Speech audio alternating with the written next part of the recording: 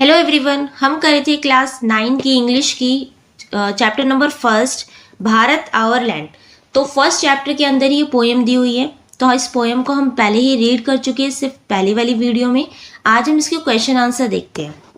सबसे पहले है check your understanding, fill in the blanks by choosing appropriate word from the box given below to complete the summary of the poem। Poem की summary नीचे दी हुई है, उसमें कुछ ब्लैंक्स दिए हुए हैं। इस बॉक्स में से आपको फाइंड आउट करके वो ब्लैंक्स लिखने हैं, ठीक है। The poem is tribute to India. जो पोएम है वो श्रद्धांजलि देती है किसको? इंडिया को। सेलिब्रेटिंग इट्स नेचुरल ब्यूटी, जिसमें सेलिब्रेट किया गया इसकी नेचुरल ब्यूटी को, ठीक है। स्पिरिचुअल हेरिटेज को एंड ब्लैंक, और किसको जो है सेलिब्रेट किया गया? तो ये आएगा आपका हिस्टोरिकल ग्रेटनेस को, कि भारत जो है कितना पुराना है, कितना ग्रेटनेस है। तो ये आप लिखेंगे फर्स्ट में, ठीक है। द पोइट प्रेज द, जो पोइट है वो सराहता है blank, describing it as mighty and unparalleled. तो किसको डिस्क्राइब किया गया है? जो माइटी है, बहुत बड़ा है, विशाल है, और अनपैरेलल, अनपैरेलल का मीनिंग है इसकी तरह कोई दूसरा नहीं है। तो वो है हिमावंत, यानी कि हिमालय। सेकंड में आप हिमावंत लिखेंगे। The blank is depicted as generous and graceful while the dash are honored as sacred and unmatched। तो द यहाँ पे आ जाएगा गंगा, कि गंगा की तरह जेनरस और ग्रेसफुल कोई दूसरी नदी नहीं है। वाइल, और फोर्थ में आएगा आपका उपनिषद, कि जो उपनिषद है ऐसे पवित्र ग्रंथ का कोई मैच नहीं है, ये अनमैच्ड है। ऐसे ग्रंथ पूरे पृथ्वी पे कहीं नहीं है, इतने पुराने, ठीक है। The poem highlights the contribution of blank and blank who have enriched the land with their bravery and wisdom. तो जो पोएम है वो हाईलाइट करती है कंट्रीब्यूशन किसका? वॉरियर्स का, जो योद्धा हैं उनका, और सेजिस का, सेजिस यानी कि जो ऋषि मुनि है, साधु संत है उनका। तो यहाँ पे आप लिख लेंगे 6 पे, साधु संत who have enriched the land with their bravery, जिन्होंने एनरिच करा इस लैंड को अपनी बुद्धिमत्ता से, अपनी विजडम से, ठीक है। It also acknowledges the presence of, 7th में आएगा ब्रह्म knowledge and the teaching of Buddha. तो जो एक्नॉलेज है, it also acknowledge the presence, यहाँ पे एक्नॉलेज प्रेजेंस है किसकी? ब्रह्म नॉलेज की, यहाँ ब्रह्म नॉलेज मिलती है। एंड द टीचिंग ऑफ, यहाँ पे बुद्धा की टीचिंग है, उनकी सिखाई हुई शिक्षाएं हैं गौतम बुद्ध की। Highlights India's deep rooted spiritual and philosophical traditions, इसकी जो रूटें हैं किसकी? ब्रह्म नॉलेज की, और बुद्धा की जो टीचिंग है उसकी जो रूट्स है वो बहुत पुरानी है, बहुत जड़ें इसकी बहुत पुरानी है भारत में, जो कि स्पिरिचुअल और फिलोसफिकल ट्रेडिशन को आगे बढ़ाती है। The poet repeatedly assert that India is, 9th पे आएगा peerless, urging everyone to praise, 10th में आएगा प्रेज हर। तो इसी चीज़ को पोइट जो है बार बार रिपीट करते हैं, क्या? कि इंडिया जो है पियरलेस है, कि इंडिया के जैसा कोई दूसरा नहीं है। चलो इसको हम सब मिलके प्रेज करें, इसको सराहें, ठीक है। तो इस तरीके से आप इसे कंप्लीट कर लेंगे। सारे मीनिंग्स 1 2 3 करके यहाँ पे दिए हुए हैं, जो आप इस ब्लैंक्स में फिल करेंगे, ठीक है। नेक्स्ट है second, complete the following features about the poem. Poem के बारे में कुछ फीचर्स दिए हैं जो आपको कंप्लीट करने हैं। फर्स्ट है the impact on the readers. तो रीडर्स के जो इस पोएम को पढ़ रहे हैं उन पे क्या इम्पैक्ट पड़ता है, उनके मूड में क्या परिवर्तन आता है। तो एक तो होता है पैट्रियोटिक भावना आती है, देशभक्ति की भावना आती है, और हमें प्राउड फील होता है अपने इंडिया पे, ठीक है। तो आप यहाँ लिखेंगे पैट्रियोटिक एंड प्राउड। सेकेंड है द पोइट्स एटीट्यूड टोन। तो जो इस पोएम में पोइट का एटीट्यूड क्या रहा है, क्या टोन है, वो क्या दिखाना चाहता है इस पोएम में? तो एडमायरिंग रहा है, क्योंकि उसने हर जगह अपने आप को कहीं नीचा नहीं दिखाया भारत के लिए, उसने अच्छी ही बात करी है सारी, है ना। तो ये एडमायरिंग है, रेस्पेक्टफुल है, उसने भारत को रिस्पेक्टफुल तरीके से यहाँ पे प्रेजेंट किया है। थर्ड है द राइम स्कीम। तो राइम स्कीम क्या है, जैसे कि हम कोई पोएम पढ़ते हैं ना, तो पोएम के लास्ट में कुछ वर्ड्स आते हैं, हैट, सैट, मैट, इस तरीके से एक जैसे जो वर्ड आते हो लयबद्ध तरीके से। तो इस पोएम में वैसे तो कहीं राइमिंग दिख नहीं रही है, लेकिन अगर हम सेकंड स्टैंजा की बात करें तो यहाँ पे लिखा है here land, here found, land found, here here. तो यहाँ पे इसलिए मैंने एक में लिख दिया है, और कहीं पे नहीं दिख रही, जैसे यहाँ रूट है, हेयर है, भारत है, हर है, तो और कहीं राइमिंग नहीं है, तो फिर भी मैंने ए बी बी लिख दिया है यहाँ पे। 4 है एग्जाम्पल्स ऑफ पर्सोनिफिकेशन। पर्सोनिफिकेशन होता है मानवीयकरण, कि आपको एग्जाम्पल देना है कि कहाँ पे मानवीयकरण किया गया। जैसे कि मानवीयकरण करना होता है कि हम जो नॉन लिविंग थिंग्स को लिविंग थिंग्स की तरह दिखाना, कि किसी भी चीज़ को जो नॉन लिविंग थिंग है उसे किसी मनुष्य से, किसी प्राणी से उसकी तुलना करना, उसको जो है मनुष्य का रूप दिखाना, तो वो होता है मानवीयकरण। अलंकार होते हैं ये, आपने हिंदी में पढ़ा होगा, ठीक है। तो उसका एग्जाम्पल देना है, तो यहाँ पे एग्जाम्पल है she is peerless, let's praise her. She is किसके लिए यूज़ किया है, भारत के लिए यूज़ किया है, इंडिया के लिए यूज़ किया है, कि इंडिया जो है वो पियरलेस है, इसके लिए शी लगाया है। और शी जनरली किसके लिए लगता है, वीमेंस के लिए, लेडी के लिए है ना, फीमेल के लिए लगता है। तो यहाँ पे जो इंडिया है, भारत को, अर्थ को फीमेल दिखाया है कि शी इज़ पियरलेस, उसकी तरह कोई दूसरा नहीं है, लेट्स प्रेज हर, चलो उसे प्रेज करें। तो ये इसका एक एग्जाम्पल है, एग्जाम्पल देना था ना आपको। चलिए नेक्स्ट देखते हैं। क्वेश्चन नंबर 3 है what is the impact of the refrain she is peerless, let's praise her. Refrain का मतलब होता है कि कोई चीज़ बार बार आना। तो इस पोएम में अगर हम देखते हैं तो she is peerless, let's praise her, ये जो लाइन है ये इस पोएम में कई बार रिपीट की गई है। तो इसका क्या इम्पैक्ट है आपको ये बताना है। तो इसका आंसर देखो थर्ड का, the refrain creates a strong feeling of pride and admiration of India. तो जो रिफ्रेन है, बार बार जो इस लाइन का यूज़ किया गया है, तो ये एक स्ट्रॉन्ग फीलिंग दिखाती है, हमें प्राउड फील करवाती है अपने नेशन पे, अपनी इंडिया पे। Its repetition emphasise that India is unique. इसकी जो रिपीटेशन है, रिपीटेशन यानी कि बार बार जो हम इसे यूज़ कर रहे हैं, ये एम्फेसाइज कर रहा है, इस पर जोर दे रहा है कि इंडिया क्या है, यूनिक है, अनोखा है, and unmatched and it inspires readers to respect. ये अनमैच्ड है, मतलब इसके जैसा, इंडिया के जैसा और कोई भी नहीं है। ये हमें इंस्पायर करता है, respect and celebrate the greatness of their country. एक तरीके से ये जो लाइन है she is peerless and let's praise her, ये लाइन हमें दिखाती है कि हमें अपनी इंडिया को रिस्पेक्ट करनी है, और ये मतलब सेलिब्रेट करता है ग्रेटनेस ऑफ देयर कंट्री, ठीक है। क्वेश्चन नंबर 4 है complete the following sentence appropriately. India is a metaphorically described as this sunny golden land suggesting that is it is। तो मेटाफोरिकल का मतलब होता है कि हम जब किसी से तुलना करते हैं, ठीक है, तो या किसी के बारे में बढ़ा चढ़ा कर थोड़ी सी बात बोलते हैं, जैसे उसके बारे में वही लाइन ना बोल के उसको थोड़ा सा और अलग करके ब्यूटीफुल तरीके से प्रयोग करके ऐसे बोलते हैं। जैसे यहाँ बोला है कि this sunny golden land, golden land बोला, यानी कि पृथ्वी पर जब सूरज की किरणें पड़ती है तो वो गोल्डन की तरह चमकता है, सुनहरा चमकता है। तो इसलिए यहाँ की जो लैंड को, जमीन को क्या बोला है, गोल्डन बोला है। तो ये जो सजेस्टिंग करता है, क्या सजेस्टिंग करता है, आपको ये डिस्क्राइब करना है। 4 का आंसर देखो, India is metaphorically described as this sunny golden land suggesting that it is rich, prosperous and full of natural beauty. ठीक है, ये क्या है, रिच है, मतलब सनी गोल्डन लैंड हमें बताता है कि ये रिच है। किस तरीके से रिच है, क्योंकि यहाँ पे बहुत ज़्यादा खेती की जाती है। यहाँ की जो मिट्टी को सुनहरी मिट्टी कहा जाता है, और आपको पता है कि भारत को पहले सोने की चिड़िया भी कहा जाता था, इसीलिए, ठीक है। तो ये नेचुरल ब्यूटी को बताता है। चलिए क्वेश्चन नंबर 5 देखते हैं। The poet uses symbolism match the symbols in columns 1 to what they suggest in column 2। Column 1 में कुछ नाम दिए गए हैं इस पोएम में से ही लेके कॉलम 2 से आपको मैच करना है, मतलब इनकी मीनिंग से मैच करना है। जैसे फर्स्ट है हिमावंत। हिमावंत यहाँ पे पोएम में हिमालय के लिए यूज हुआ है।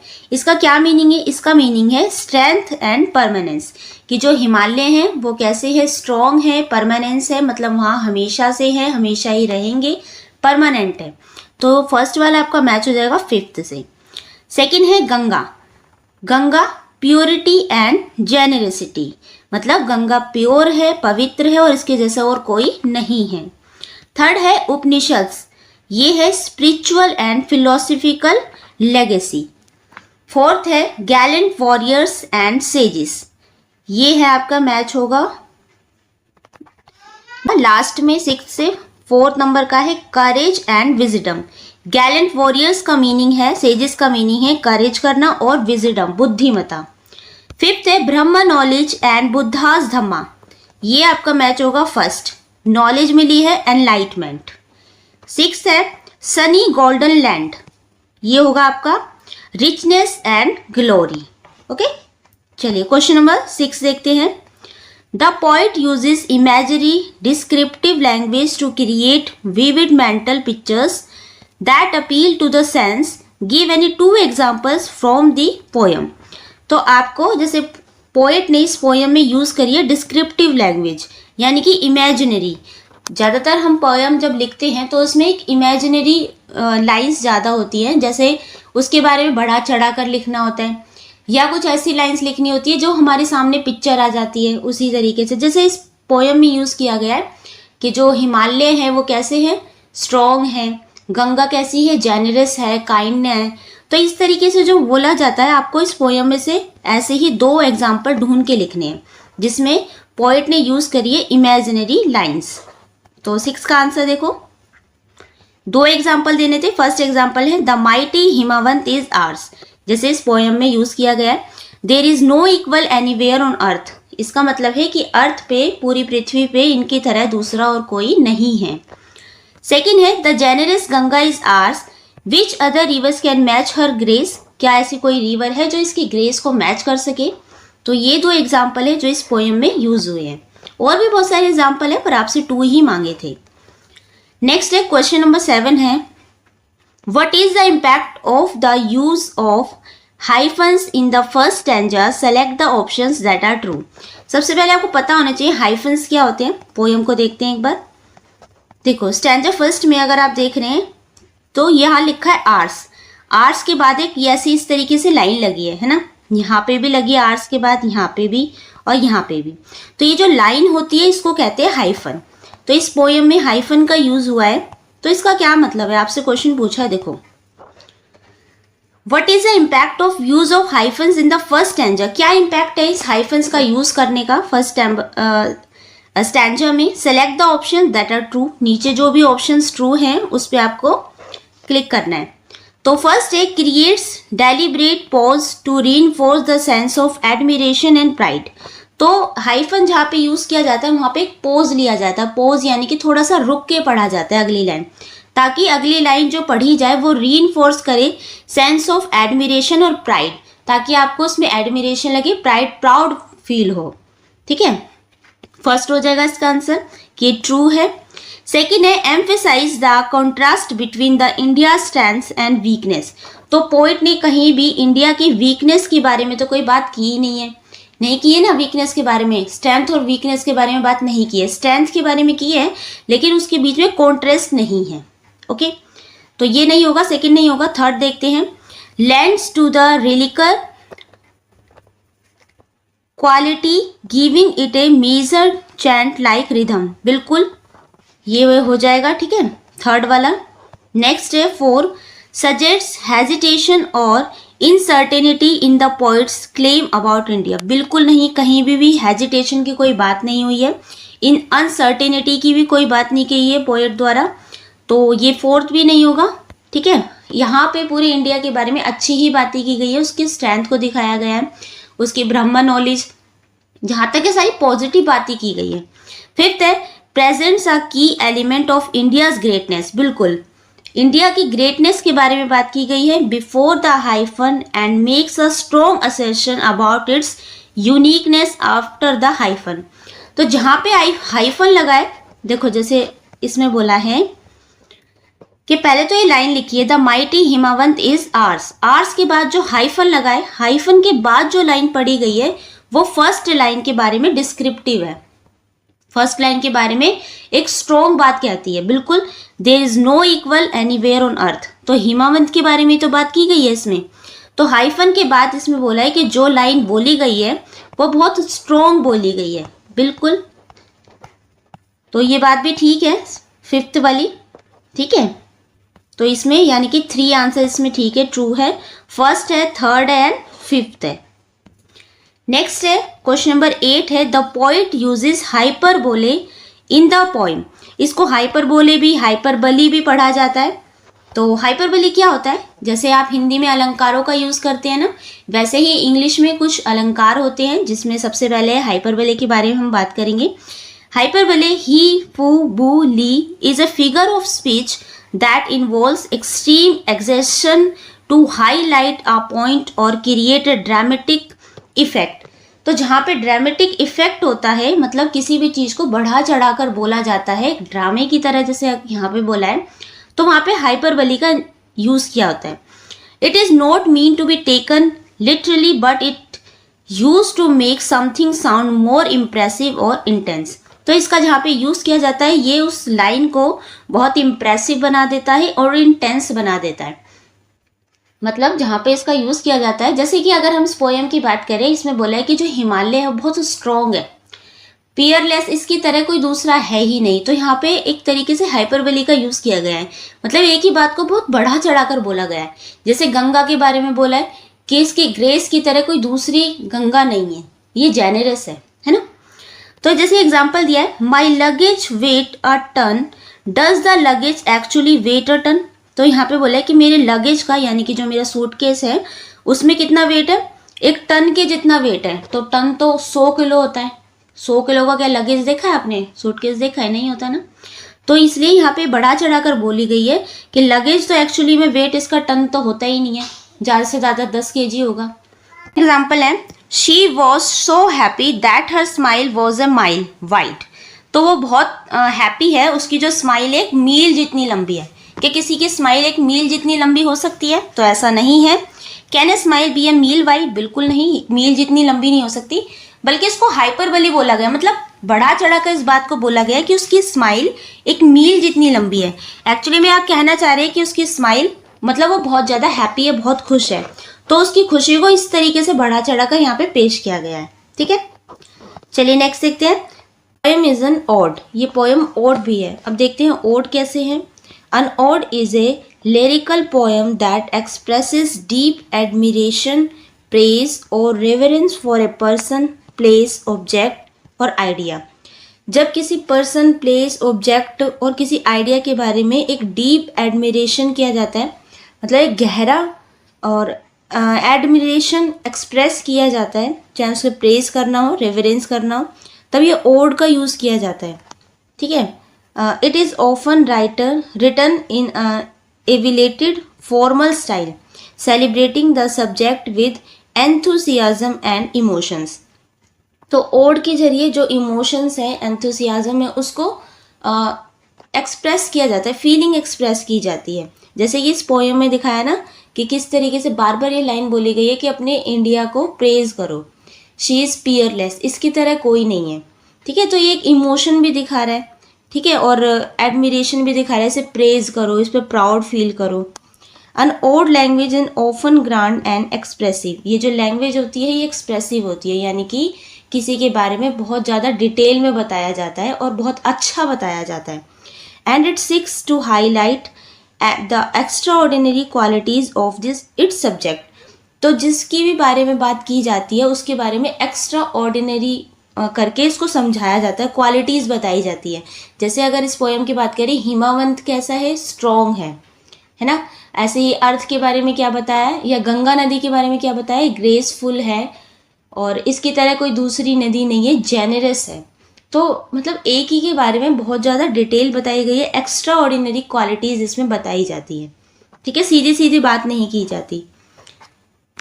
Now identify examples from the poem that correspondence to a being an ode. आपको इस पोएम में से जो भी एग्जाम्पल है जहाँ पे आपको लगता है कि ये ओड है पोएम, वो एग्जाम्पल आपको यहाँ लिखने हैं। तो पूरी पोएम ही अगर हम बात करें तो पूरी पोएम ही ओड है। है ना। हर एक लाइन का एक एग्जाम्पल है ओड का। तो कुछ एग्जाम्पल जैसे मैंने यहाँ लिखे है, she is peerless let's praise her, ये भी क्या है, एक ओड का ही एग्जाम्पल है। This sunny golden land is ours, तो ये भी एक ओड का एग्जाम्पल है। बस आपको ये ध्यान रखना है कि इसमें ना सीधी सीधी किसी चीज़ के बारे में नहीं बात की जाती, किसी पर्सन प्लेस ऑब्जेक्ट के बारे में बहुत डीप बताया जाता है, और एक्स्ट्रा ऑर्डिनरी क्वालिटीज़, ये जैसे हम कह सकते हैं थोड़ा सा बढ़ा चढ़ा कर उसको बताया जाता है। नेक्स्ट है एल्यूजन। Allusion is a literary device where a writer makes an indirect reference to a well-known person. इसमें क्या होता है, जो राइटर होता है या जो पोएट होता है, किसी भी वेल नोन पर्सन का, मतलब किसी जो ज़्यादा फेमस पर्सन है उसका उदाहरण लेकर किसी बात को समझाया जाता है। जैसे किसी आदमी का उदाहरण ले सकते हैं, किसी पर्सन का उदाहरण ले सकते हैं, किसी प्लेस का, इवेंट का, लिटरेरी वर्क का, और culture element without explicitly mentioning it, without उसके बारे में बताया, उसका नाम लिए बिना ही ये जो है बताया जाता है। जैसे किसी की उपमा दे दी जाती है, जैसे हिंदी में अगर हम बात करें ना, उपमा दे दी जाती है किसी भी जो बहुत फेमस बंदा है, बहुत फेमस है, उसके बारे में, किसी के बारे में आप कह दो कि ये तो उसकी तरह है। मान लीजिए कोई विराट कोहली की तरह बहुत अच्छा खेलता है आपकी क्लास में, तो आप क्या बोलोगे, उसका बिना नाम लिए, उस बच्चे का नाम लिए कह दोगे अरे ये तो विराट कोहली की तरह खेलता है, बहुत अच्छा खेलता है। तो क्या कहते हैं, एक उपमा दे दी जाती है।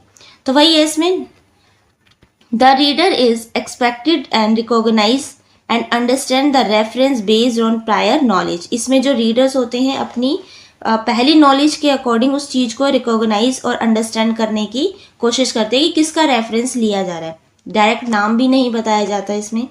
एल्यूजन can come from mythology, religious, literature, history and popular culture. ये यहाँ से आया, माइथोलॉजी से, रिलीजियस से, लिटरेचर से, हिस्ट्री एंड पॉपुलर कल्चर से। अब यहाँ पे एग्जांपल देके आपको समझाया हुआ है एल्यूजन क्या है। जैसे he is a real Einstein. Einstein कौन थे, आइंस्टाइन एक साइंटिस्ट भी थे, ग्रेट मैथमेटिशियन भी थे। तो इसमें बोला है कि he is a real Einstein in the mathematics class. तो अगर किसी को ये किसी के बारे में तारीफ़ की गई है, अरे ये तो आइंस्टाइन की तरह है, मतलब एक रियल आइंस्टाइन, एक सच्चा आइंस्टाइन है, किसमें, मैथमेटिक्स की क्लास में। तो किस बच्चे के बारे में बात की गई है, नाम नहीं लिखा, आइंस्टाइन की उसको उपमा दे दी गई है ना, उसको एल्यूजन दे दिया गया आइंस्टाइन का। तो यहाँ पे लिखा है the alludes to Albert Einstein meaning the student is very intelligent. इसका मतलब है कि जो स्टूडेंट है जिसको आइंस्टाइन बोला गया है वो स्टूडेंट बहुत इंटेलिजेंट है, स्पेशली इन मैथमेटिक्स और साइंस में। ठीक है, इसलिए इस तरीके से जो एल्यूजन का यूज़ किया जाता है। चलिए नेक्स्ट देखते हैं। Now read the explanation and identify the matching allusion from the poem for the following. नीचे आपको कुछ एग्जाम्पल दिए हुए हैं, उसमें allusion को आपको मैच करना है। Now read the explanation and identify the matching allusion from the poem for the following. नीचे आपके कुछ एग्जाम्पल दिए हुए हैं जिसमें से आपको allusion फाइंड आउट करना है पोएम में से। ठीक है, एक्सप्लेनेशन दी हुई है।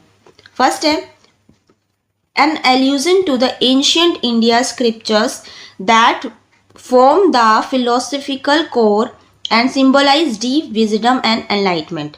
तो इसमें जो allusion कहाँ पे यूज़ किया गया है, जिसमें हमें पता लगता है कि यहाँ पे इंडिया में एक सिंबल की तरह के डीप विजडम है, एनलाइटमेंट है। प्राचीन भारत में जो कौन से स्क्रिप्चर्स है जो इसको दिखाते हैं, इसका सिंबल है कि यहाँ पे डीप विजडम है, एनलाइटमेंट है। तो ऐसी बात ही इसमें की गई थी लाइन में, the sacred Upanishad are ours, जो पवित्र ग्रंथ है वो हमारे हैं। ठीक है, यहाँ पे ये एल्यूजन यूज़ किया है। सेकेंड है an allusion to the concept of spiritual knowledge. अब यहाँ पे कौन से एल्यूजन का यूज़ किया गया है, मतलब लाइन आपको फाइंड आउट करके लिखनी है पोएम में से, जिसमें स्पिरिचुअल नॉलेज की बात की गई है। Associated with self realization and ultimate truth, जहाँ पे सेल्फ रियलाइजेशन की बात है और अल्टीमेट ट्रूथ की बात की गई है। तो कौन सी लाइन थी, ये थी ब्रह्म नॉलेज हैज़ टेकन रूट, के जो भारत का ब्रह्म नॉलेज है इसकी जो जड़ें हैं वो बहुत पुरानी हैं। तो इसलिए यहाँ पे ये लाइन बोली गई थी सेल्फ रियलाइजेशन और अल्टीमेट ट्रूथ की। थर्ड है an allusion to Gautam Buddha's teachings which include compassion, non violence and enlightenment. तो गौतम बुद्धा की जो टीचिंग थी उसमें कंपैशन की बात की गई है, नॉन वॉयलेंस यानी कि अहिंसा की बात है उसमें, एनलाइटमेंट की बात है, ज्ञान की बात है, this highlight India's role in shaping major religious and philosophical traditions. तो इंडिया के इसने जो रिलीजियस ने पूरे वर्ल्ड को शेप दी है कि धर्म कैसा होना चाहिए, है ना, और फिलोसफिकल ट्रेडिशंस को भी पूरी इंडिया ने हाईलाइट किया है कि इस तरीके से धर्म निभाया जाता है। तो ये वाली लाइन की गई है थर्ड में, the Buddha preach his dhamma here, कि गौतम बुद्धा ने, प्रीज होता है उपदेश देना, तो अपने धम्म के बारे में जो उपदेश कहाँ दिया है, इंडिया में ही दिया है। तो ये जो लाइन है यहाँ से शो होती है, ठीक है। नेक्स्ट है critical reflection.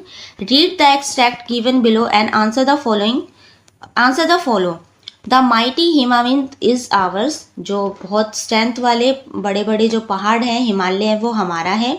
There is no equal anywhere on earth, पूरी पृथ्वी पर उसकी तरह दूसरा कोई नहीं है। The generous Ganga is ours, kind दयालु गंगा हमारी है। Which other rivers can match her grace, ऐसी कौन सी रिवर है दूसरी जो इसकी ग्रेस को, इसकी ब्यूटी को, उसकी सुंदरता को मैच कर पाए। The sacred Upanishads are ours, जो पवित्र उपनिषद है वो भी हमारे हैं। What scriptures as to name with them, ऐसे कौन से दूसरे ग्रंथ हैं, इनका नाम आप बताओ जो इनकी तरह पुराने हैं, जो इनकी तरह हैं, ठीक है।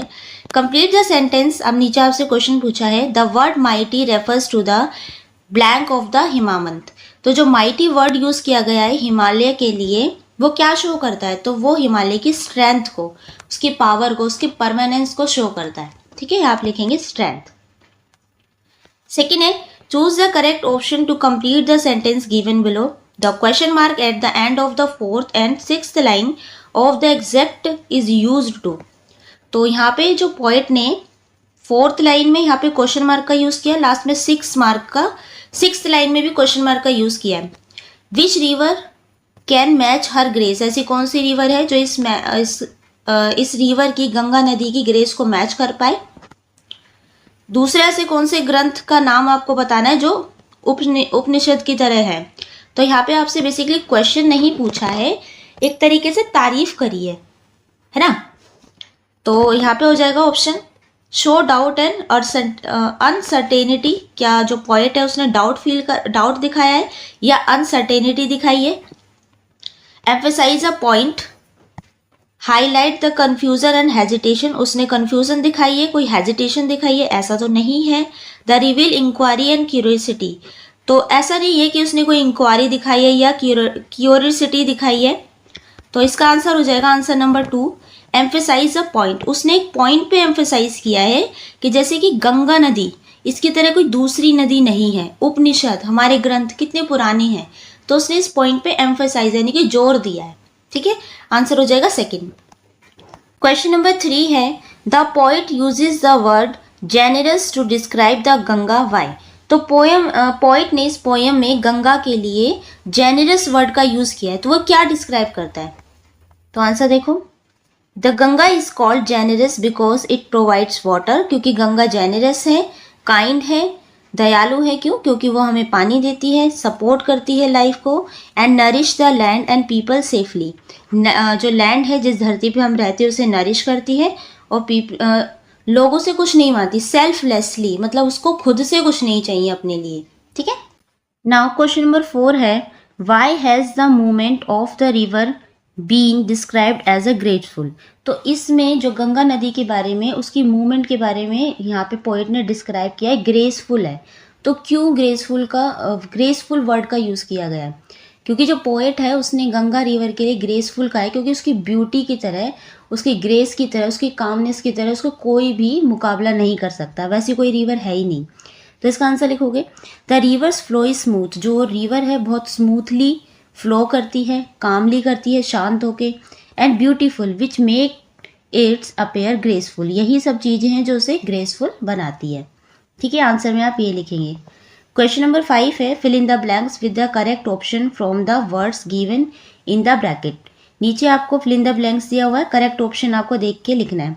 The poet is implying that the Upanishads are blank in their wisdom and spiritual depth, तो यहाँ पे जो पोएट कह रहा है कि जो हमारे उपनिषद हैं उनकी तरह बुद्धिमान, उन उपनिषदों में इतना ज्ञान है, इतनी बुद्धिमत्ता है, इतनी डेप्थ वहाँ पे स्पिरिचुअल है कि उनका कोई भी अबेंडेंट या अनमैच्ड, अबेंडेंट भी होता है बहुत सारा, मतलब प्रचुर मात्रा में जिसे हम कहते हैं, तो ये होता है अनमैच्ड, कि हमारे उपनिषदों में इतना ज्ञान है, इतना विजडम है, इतनी डीप स्पिरिचुअलिटी है कि उसका कोई भी मैच नहीं है, ये अनमैच्ड है, मतलब इसकी तरह कोई दूसरे ग्रंथ है ही नहीं, तो यहाँ पे आप लिखेंगे अनमैच्ड। ठीक है, नेक्स्ट है answer the following question. Question number first है, how does the poem reflect a strong connection to cultural identity and heritage.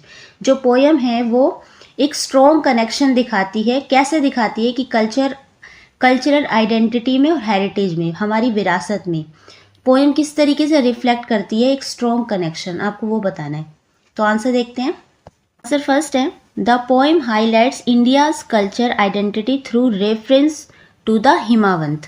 तो जो कल्चरल आइडेंटिटी इस पोएम में हाईलाइट की जाती है हिमावंत, हिमालय के द्वारा, गंगा के द्वारा, उपनिषद के द्वारा, and the teachings of Buddha, Buddha की टीचिंग के द्वारा। These elements represent India's rich history. यही सब एलिमेंट है जो हमें दिखाते हैं कि इंडिया की जो हिस्ट्री है, इंडिया का जो इतिहास रहा है वो बहुत रिच रहा है, ट्रेडिशंस यहाँ के कैसे हैं, और स्पिरिचुअल हेरिटेज यहाँ की किस तरीके से थी। तो यही सब चीज़ें हैं जो हमें दिखाती है कि यहाँ का कल्चरल आइडेंटिटी के बारे में और स्पिरिचुअल हेरिटेज के बारे में। ठीक है, क्वेश्चन नंबर 2 देखते हैं। What can you infer about the poet's attitude towards India from the repeated phrase she is peerless, let's praise her. तो यहाँ पे जो पोएम है, इस पोएम में जो पोएट है बार बार एक लाइन पे जोर दे रहा है, एम्फेसाइज कर रहा है कि शी इज़ पियरलेस, कि कैसे हमारा जो भारत है वो पियरलेस है, उसकी तरह कोई दूसरा नहीं है। लेट्स प्रेज हर, चलिए उसकी प्रशंसा करते हैं। तो क्यों कही गई है ये बात, ये जो पोएट है वो पोएट का क्या एटीट्यूड दिखता है इसके तरफ, चलिए देखते हैं। The repeated phrase show that the poets feel deep pride. तो ये जो रिपीटेड वर्ड्स हैं जो पोएट ने बार बार यूज़ करे हैं, ये दिखता है कि उसका कितना डीप प्राइड है, कितना डीपली वो प्राउड करता है अपने इंडिया के ऊपर, एडमायर करता है, एंड रिस्पेक्ट फॉर इंडिया, और कितनी इंडिया के प्रति उसके मन में कितना रिस्पेक्ट है। He believes that India is unique, उसका बिलीव है, उसका ऐसा विश्वास है कि जो इंडिया है वो यूनिक है, अनोखा है, एंड अनमैच्ड, और अनमैच्ड है, इसकी तरह कोई दूसरी कंट्री है ही नहीं पूरे अर्थ पे। ठीक है, क्वेश्चन नंबर 3 है, what does the lines many a sages has sanctified this land. तो इस लाइन का क्या मतलब है कि बहुत सारे साधुओं ने हमारे इस लैंड को सेंटिफाइड, पवित्र किया है। Suggest about India spiritual heritage. तो क्या ये इंडिया के स्पिरिचुअल हेरिटेज के बारे में लाइन आपको क्या बताती है। तो it suggest that India has been blessed by great sages and saint. तो ये जो लाइन है हमें बताती है कि इंडिया में बहुत सारे सेजेस रहे थे, ऋषि मुनि, साधु संत रह चुके हैं, making it a land rich in spiritual wisdom. जो हमारे लैंड को इन्होंने रिच किया स्पिरिचुअल विजडम से एंड ट्रेडिशन से। ठीक है, क्वेश्चन नंबर 4 है, how does the poet connect warriors and music to India's greatness. तो जो पोइट है उसने वॉरियर्स को और म्यूजिक को इंडिया की ग्रेटनेस से कैसे जोड़ा है। तो उसने बोला है ना कि यहाँ पे बहुत योद्धा रहे हैं और यहाँ का डिवाइन म्यूजिक है, दिव्य म्यूजिक है। तो क्यों कहा है उसने ऐसा। द पोइट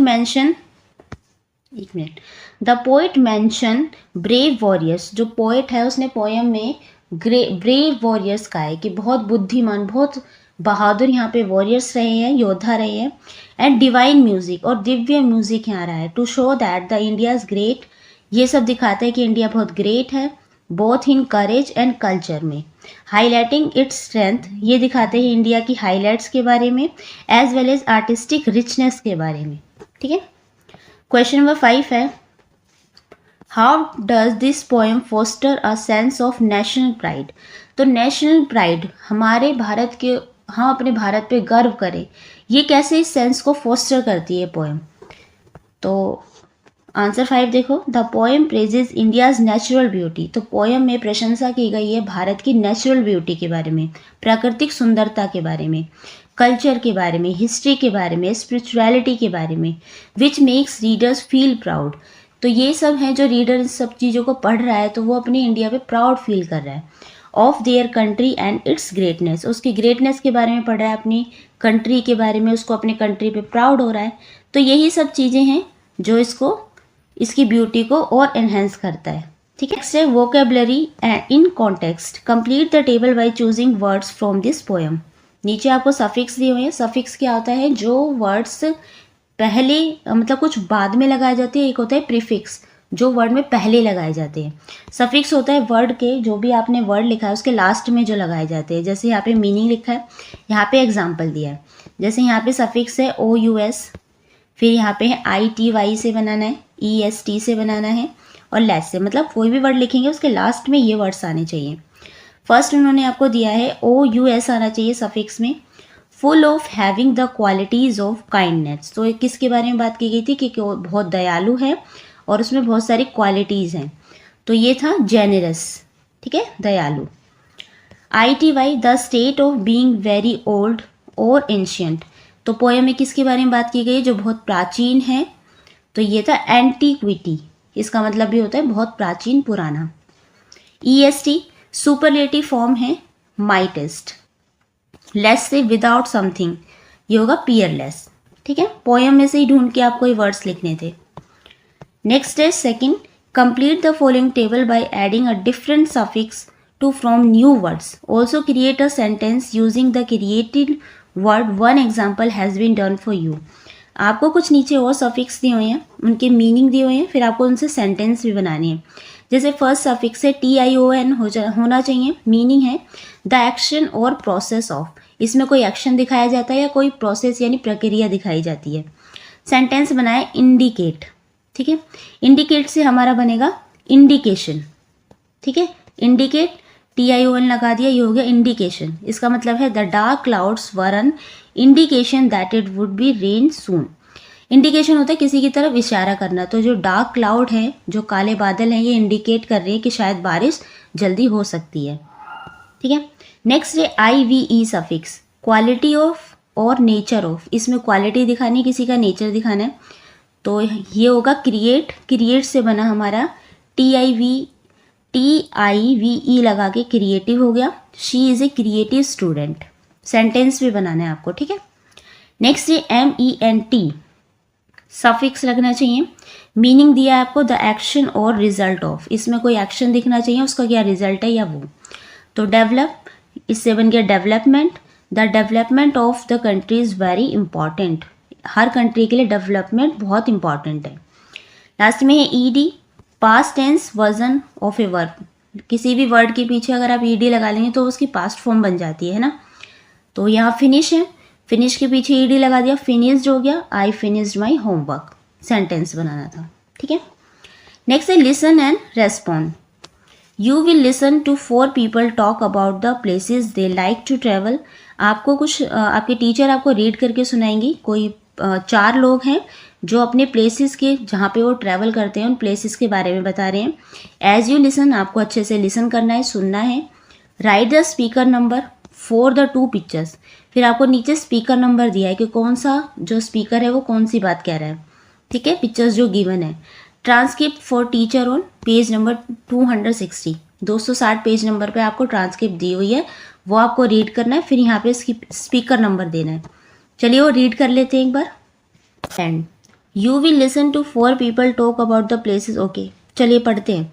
फर्स्ट स्पीकर कह रहा है I like places of nature that offer comfort, कि मुझे ऐसी प्लेसेस पे घूमना पसंद है जहाँ पे मुझे कंफर्ट रहे, आरामदायक हो। एज एन एल्डरली मैन, तो एक बूढ़ा आदमी है जो ये बात कह रहा है।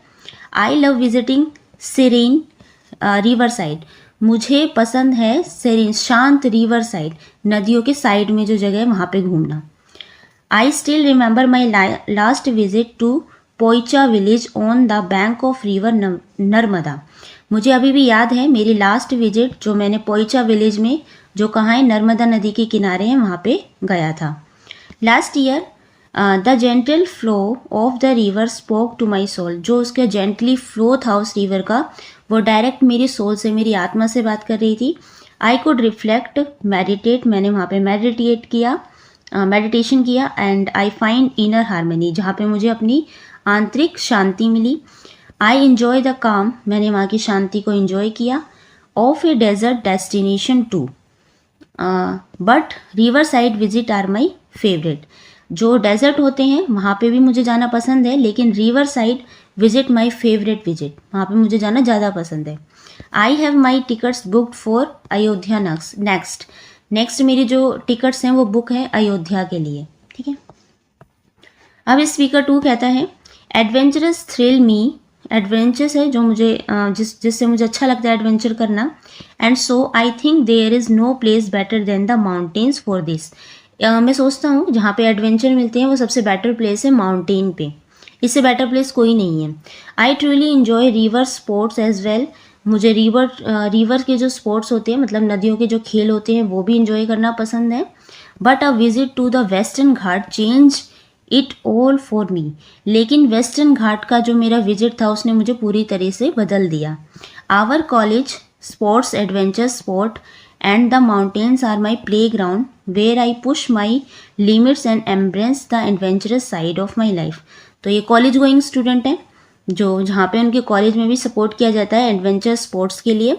तो जो माउंटेन्स हैं वो मेरा फेवरेट प्ले ग्राउंड है, तो उसने माउंटेन को प्ले ग्राउंड की तरह बोला है।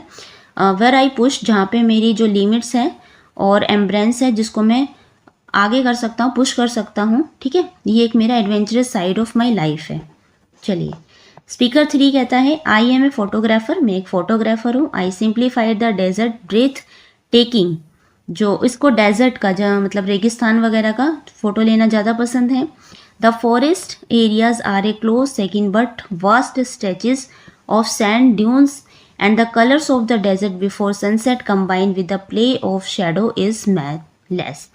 तो इसको जंगलों में भी पसंद है, जंगल के जो एरिया है वो भी पसंद है, लेकिन सबसे ज़्यादा जो इसे पसंद है और सेकेंडली से जो सैंड होती है ना, रेगिस्तान में जो सैंड होती है डेजर्ट में, वहाँ पे जो धूप पड़ती है जिससे वो चमकती है, और वहाँ पे जो प्ले होता है शेडो का, परछाई का जो गेम होता है वो मैचलेस है, मतलब उसकी तरह कोई दूसरा है ही नहीं।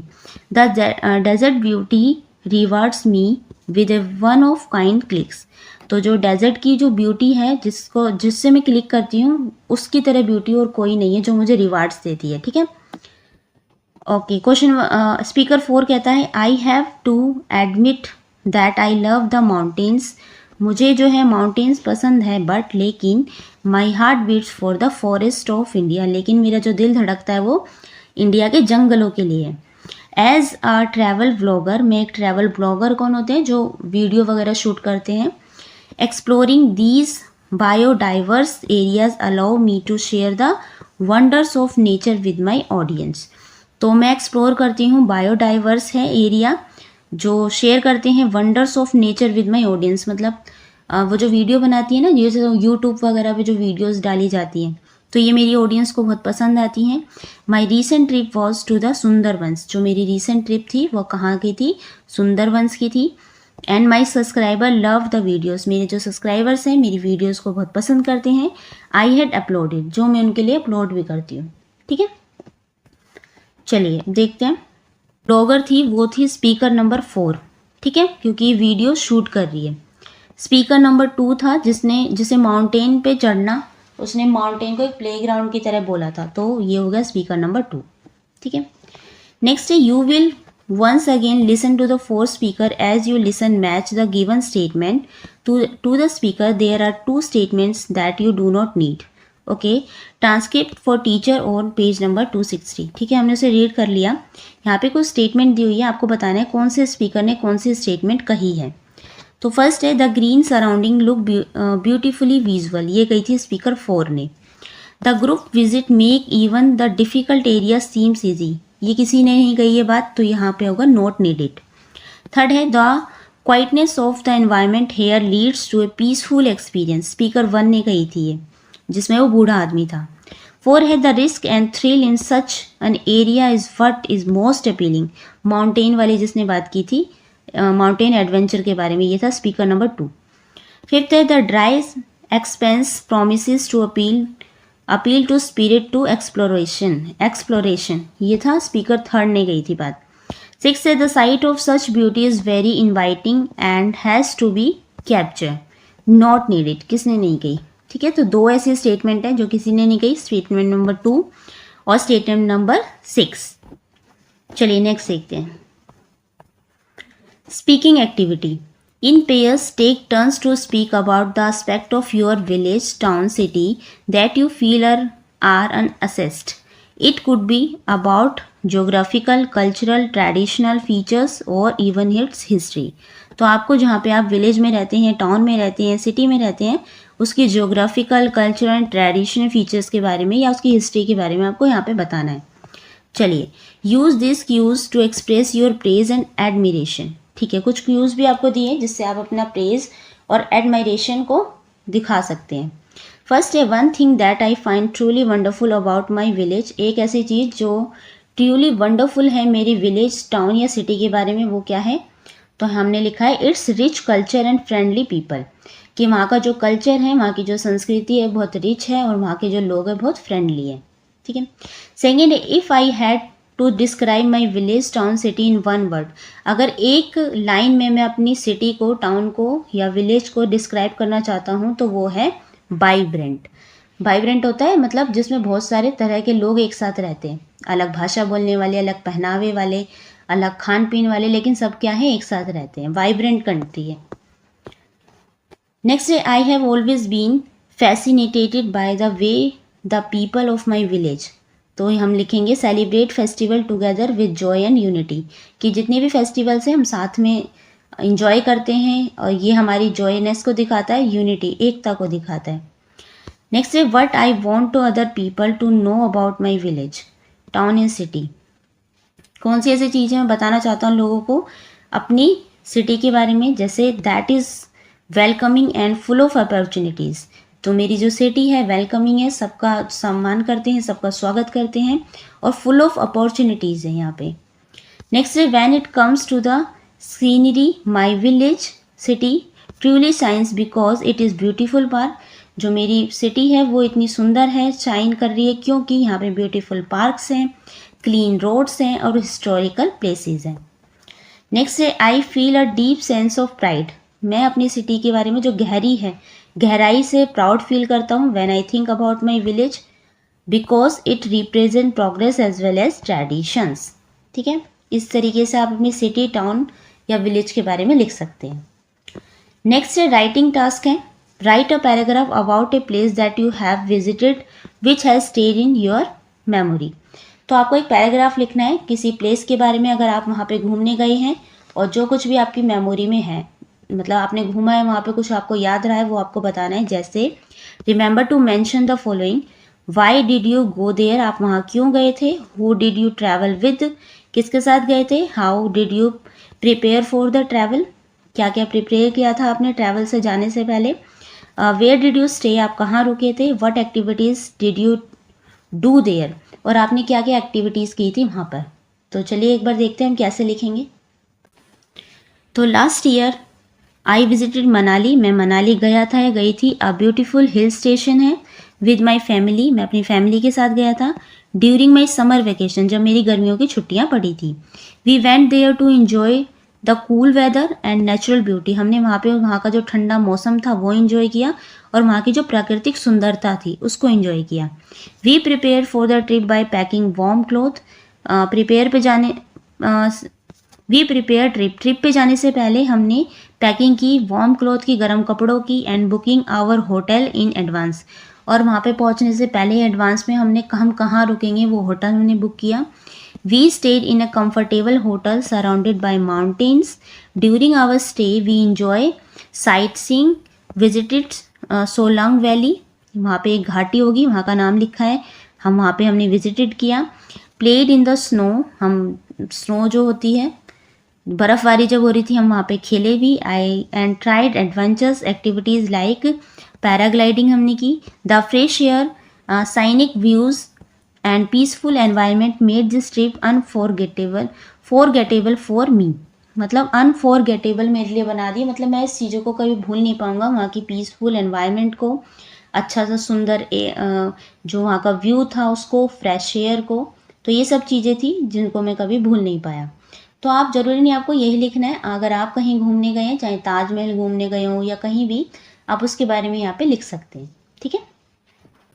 Learning beyond the text, first है सर्चेस फॉर पोएम्स और सॉन्ग्स डेडिकेट टू इंडिया। आपको कुछ पोएम या सॉन्ग को सर्च करना है जो अपने इंडिया के बारे में हो। Your motherland in your religion language, share them with your classmates and explain their meaning to. तो आपको अपनी लैंग्वेज में, जो भी आपकी रीजनल लैंग्वेज है उसमें आपको वो बतानी है, चाहे सॉन्ग हो चाहे पोएम हो, और अपनी क्लासमेट में आपको ये शेयर करनी है, उसको एक्सप्लेन करना है, उसकी मीनिंग क्या है वो आपको सब बताना है। ठीक है। तो इसके लिए हम देख सकते हैं, देखो हम क्या कर सकते हैं इसमें। A popular patriotic song in Hindi is माँ तुझे सलाम। तो एक सॉन्ग अगर हम डेडिकेट करना चाहें अपनी इंडिया के बारे में तो हम ये कर सकते हैं, माँ तुझे सलाम। It praises India as a mother land and expresses deep love. तो इसने प्रेजेस किया है इंडिया को मदरलैंड की तरह और एक्सप्रेस किया है गहरे प्यार की तरफ, and respect for the country, और हमारी कंट्री के प्रति रिस्पेक्ट को। The song highlights the beauty. इस सॉन्ग में इंडिया की ब्यूटी को, स्ट्रेंथ को, यूनिटी को दिखाया गया है। It creates a strong feeling for of pride and inspire people to show devotion and patriotism towards India. तो ये एक स्ट्रॉन्ग फीलिंग क्रिएट करती है लोगों में, इंस्पायर करती है लोगों को अपने देश के प्रति डिवोशन में और देशभक्ति में। ठीक है। नेक्स्ट है in group of 6 prepare an interdisciplinary project on India's major geographical features.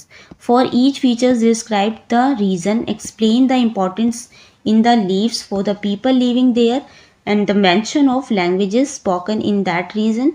Include one example of each of the following. नीचे आपको कुछ एग्जाम्पल दिए हुए हैं। ठीक है। इनके बारे में आपको बताना है, वहाँ की फीचर्स कैसे हैं, जोग्राफिकल फीचर्स होगी, क्या इंपॉर्टेंस है वहाँ पे रहने की, लोग कैसे रहते हैं, और लैंग्वेज किस तरीके की बोली जाती है। जैसे माउंटेन्स के बारे में बताने, हिमालय हो गया, वेस्टर्न घाट्स, कोई से भी माउंटेन्स के बारे में बता सकते हैं। रिवर्स के बारे में, डेजर्ट के बारे में, वैली यानी जो घाटी होती है उसके बारे में, आइसलैंड्स के बारे में, और प्लेट्यूज के बारे में। माउंटेन्स के बारे में हम लिखेंगे Himalayas located in the north part of India. They protect the country from cold winds. ये हमारी कंट्री को प्रोटेक्ट करते हैं ठंडी हवाओं से। And are the source of many rivers, और बहुत सारी नदियों के लिए स्रोत है। स्रोत यानी कि यहाँ से बहुत सारी नदियाँ निकलती हैं।